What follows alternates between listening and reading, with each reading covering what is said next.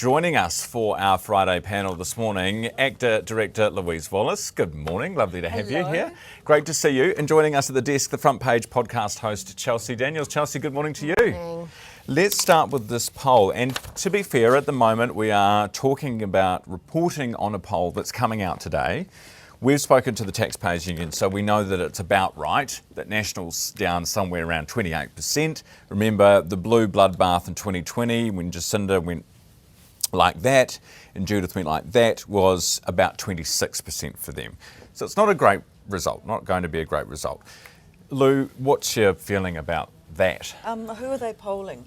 I mean, have you ever been polled? I've never been polled. I'm like Margaret Thatcher, tell me their names, you know.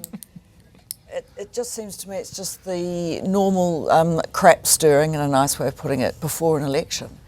And I looked up today, this is a bit of a scandal. Did you know, I'm sure you did, that one of the founding members of the Taxpayers Union is Chris Bishop's father? Yes. Yes.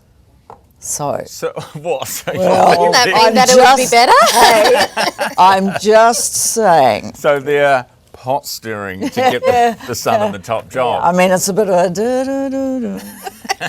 Coincidence, Lou thinks not. Your thoughts? I mean, because the problem, I guess, for National is that it's other parties in the coalition are increasing, so it's not necessarily a government issue, it might be a leadership issue. Yeah, exactly right. And I think, I really do, and I hate coming back to this about Chris Luxon, but his undoing is going to be his corporate speak, right? Like, it has to be. If I hear one more time, you know what I say to you is, or I can't be any clearer, and then proceeds not to be any clearer, that kind of stuff might work in a boardroom.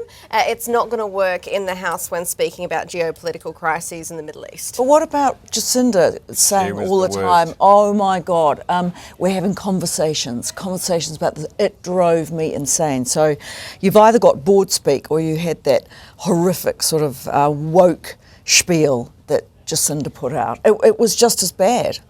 I think no matter, depending on which way you look at politics, you're going to be annoyed by the way that the other person talks. I think surely his biggest problem is the people around him, his advisors. Why are they not briefing him better before there is a talk, particularly on foreign policy? Well, that is true. Because it does come off like he doesn't, not that he doesn't care, but that he's not at all prepared and knows the, the importance of every single word that you may say when something like this happens. And words matter in this sense. I mean, he should be going back into the room after that disastrous press conference, sort of, the other day. He should go in and go, what the, you know? Yeah. I'm glad you mouthed the last bit. Well, but no, you're right. And also, you sit down and you watch it back. Yes. And then you watch it back again, and then you bring in your trainer and you say, hey, what am I doing here? Do you know what I think, honestly, what I think it is? I think he gets flustered. And I've seen it many times with politicians in interviews. You know, we've all interviewed him many times. He gets a bit flustered, and you can't. And I suppose the danger is because that Winston is foreign minister, and he's a very good foreign minister. The more airtime you give him in election year, not a good thing for you. So, you know, for you as PM. And you can't. That's the danger. It is, and you can't control him, can you? No, no. But the thing he could learn from Winston is basically saying to reporters, cut it, had enough, goodbye. Bugger off. Yeah. And actually, you're not going to lose the public by giving the media a jab every now and then. No, absolutely not. You're going to get them on side. Yeah. Hey, butter.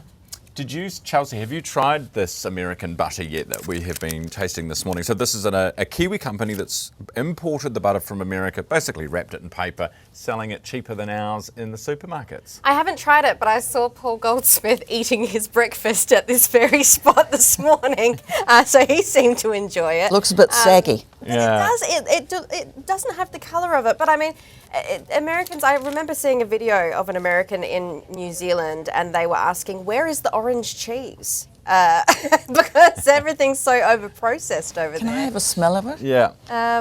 No, have you tried it, Ryan? Yeah, I have tried it.